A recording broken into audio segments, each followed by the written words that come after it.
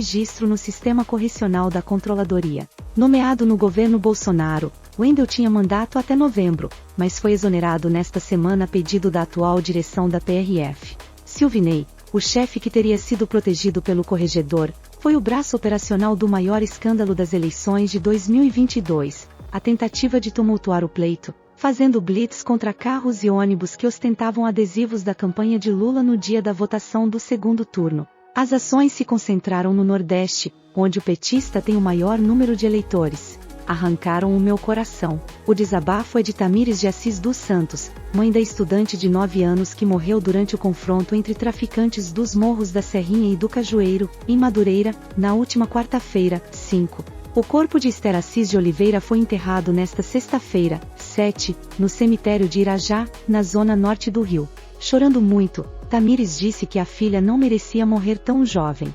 Tiraram um pedaço de mim. Ela só tinha 9 aninhos. Ela tinha tudo para viver ainda. Tudo. Ela tinha que ver muita coisa. Arrancaram a vida da minha filha, injustamente. Ela estava vindo da escola. Ela só sentou para comer um pedacinho de bolo que ela ganhou na festinha de Páscoa.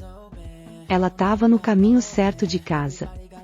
O caminho que ela ia e voltava. E fizeram essa ruindade com a minha filha. Eu só quero justiça, para nenhuma mãe sentir a dor que eu estou sentindo hoje. O Papa Francisco, que deixou o hospital no fim de semana passado após um surto de bronquite, não participará da procissão ao ar livre da Via Sacra na noite desta sexta-feira, 7, informou o Vaticano em comunicado. Segundo a nota, o pontífice decidiu cancelar a participação por conta clima frio. Mas Francisco, de 86 anos, participará de um culto interno da Sexta-feira Santa na Basílica de São Pedro, disse o porta-voz do Vaticano, Matteo Bruni. Esta é a primeira vez que o Papa não presidirá o serviço Via Crucis desde que foi eleito em 2013. O evento foi transferido para o Vaticano durante a pandemia do Covid-19 e realizado em versões reduzidas, mas Francisco presidiu. O Vaticano disse que Francisco acompanharia o culto, que costuma durar mais de 2 horas e é assistido por milhares de pessoas, de sua residência. A temperatura em Roma era esperada em cerca de 10 graus Celsius na noite de sexta-feira. Perto de deixar o PSG ao fim do contrato, Lionel Messi deve decidir seu futuro nas próximas semanas. Segundo o jornal espanhol Sport, executivos do Barcelona se reuniram com dirigentes de La Liga para avaliar um acordo que traria Messi de volta ao clube catalão. As conversas se trataram de uma proposta do Barcelona para elevar o limite salarial do campeonato espanhol, a fim de viabilizar a contratação de Messi na próxima janela de transferências. Os deputados federais Lincoln Portela, PLMG, e Chico Alencar, PSOL RJ, debateram se há revanchismo do presidente Luiz Inácio Lula da Silva ao pedir ao Congresso Nacional a retirada de tramitação de 4 projetos de lei encaminhados pelo governo de Jair Bolsonaro, PL. As propostas tratam de normas para atuação de militares em operações de garantia da lei e da ordem, GLO, uso de redes sociais, cessão de excedente em contratos de partilha do pré-sal e instituição da política nacional de longo prazo. Na análise de Chico Alencar, trata-se de uma postura natural de um novo governo ante o anterior. Não é revanchismo, são visões diferentes.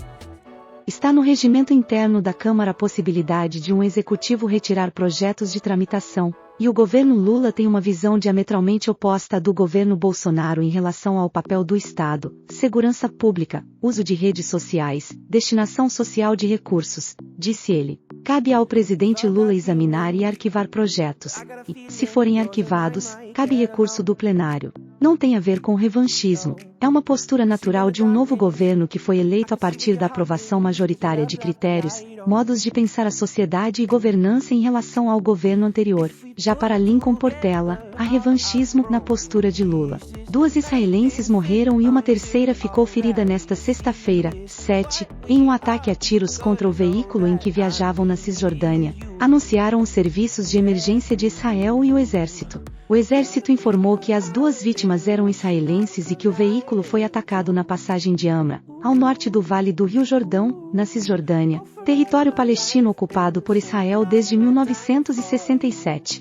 As equipes de emergência constataram as mortes de 2 mulheres na faixa de 20 anos e prestaram atendimento a outra, gravemente ferida, anunciou o Magen David Adom, o equivalente israelense Cruz Vermelha. O exército israelense afirmou que bloqueou as estradas na área e iniciou as operações para encontrar os terroristas que abriram fogo contra o veículo. O ataque aconteceu em plena escalada da tensão, iniciada na quarta-feira, 5, após um período de relativa calma no conflito israelense-palestino desde o início do mês de jejum muçulmano do Ramadã, em 23 de março. Também nesta sexta, o exército israelense atacou alvos na faixa de Gaza e no Líbano, em retaliação a foguetes que atingiram o território de Israel. Porta-voz do Ministério das Relações Exteriores da Ucrânia, Oleg Nikolenko, afirmou nesta sexta-feira, 7, em uma rede social que o país agradece os esforços do presidente Lula para tentar pôr fim à guerra na região, acrescentando que o país não cederá um centímetro de terra à Rússia.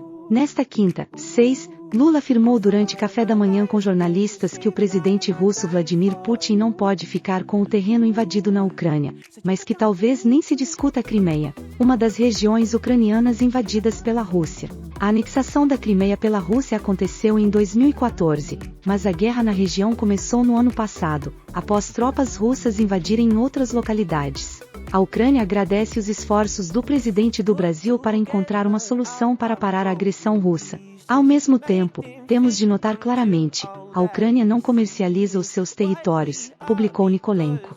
Não há nenhuma razão legal, política ou moral pela qual temos de ceder pelo menos 1 centímetro de terra ucraniana, acrescentou. Notícias de última hora. Veja agora essas e outras notícias importantes. Veja aqui tudo o que aconteceu hoje no mundo. Olá, aqui é a Amanda. Apoie nosso trabalho, seguindo, deixando seu like, ative o sininho para não perder as novidades ao longo do dia, compartilhe notícias verdadeiras. Me diga de onde você está vendo nossos vídeos.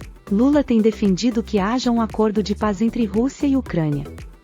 O presidente brasileiro tem afirmado ser necessária a criação de um clube da paz, formado por países responsáveis pelas negociações. Um grupo de aproximadamente 150 motoboys, segundo a Polícia Militar, se reuniu nesta sexta-feira, 7, em frente à creche Cantinho Bom Pastor, em Blumenau, no Vale do Itajaí, em Santa Catarina, onde um homem matou 4 crianças e deixou outras 5 feridas. No local, eles fizeram uma oração e, em seguida, houve um momento de silêncio em homenagem às vítimas. Segundo Kleber Amorim Alves, um dos responsáveis pelo ato, alguns caminhões e outros veículos também participaram do cortejo, que saiu do Parque Ramiro Ruediger, no bairro Velha, o mesmo onde fica a creche, por volta das 10 horas, em direção à escola.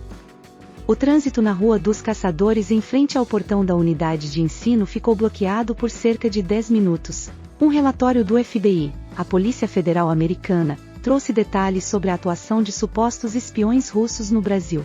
Um suspeito, que se passou por brasileiro, tinha empresa no Rio de Janeiro e fez negócios com o governo federal. Ele está desaparecido. Outros deles foram flagrados enquanto deixaram o país para atuar em suas profissões com as quais se disfarçavam.